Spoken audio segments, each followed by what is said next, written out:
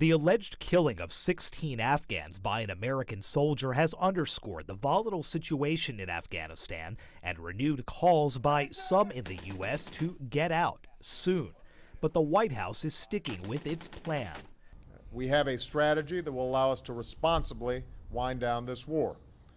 We're steadily transitioning to the Afghans who are moving into the lead, and that's going to allow us to bring our troops home.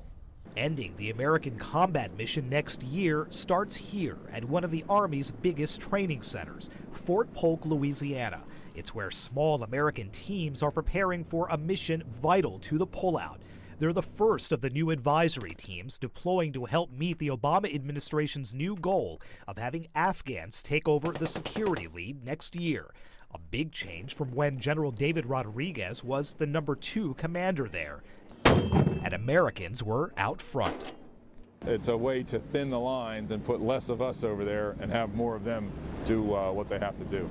Each one of these battle tracking boards. For Colonel Mike Casales, who got back from Iraq last year, it means heading to Afghanistan next month and commanding the first of the small new teams designed specifically for the advisory mission. When we go down range, it's just shy of 600 folks that are going to be on teams. Their job will be to step back, be patient, and let Afghans take the lead, what one commander calls a complete mental shift. It requires a different mindset to advise, because all of our leaders, everyone, to get where they got today, they didn't get there by advising.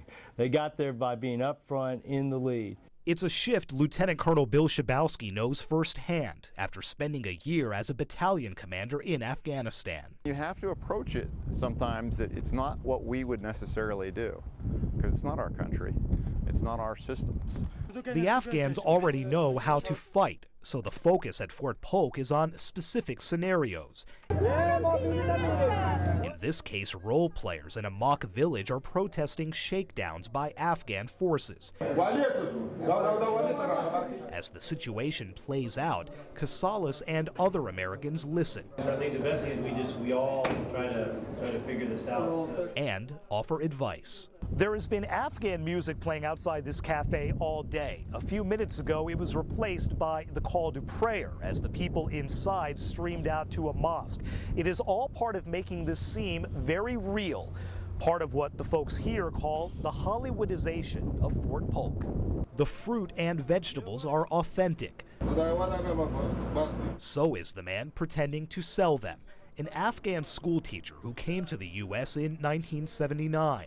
One of many Afghan role players here helping American soldiers get ready for Afghan life. Before they going to Afghanistan, you have to know what is the people that can, the Afghanistan people cultures. The